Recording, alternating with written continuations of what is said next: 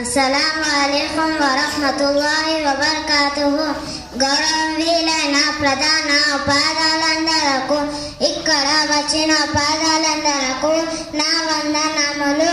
నా పేరు అఫీఫా. నేను 4వ తరగతి చదువుతున్నాను.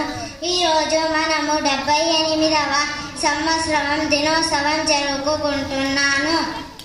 మనకి స్వతంత్రం రావడానికి ఎంతో మంది వీరులు వారి ప్రాణాలని త్యాగం చేయవలసి వచ్చింది.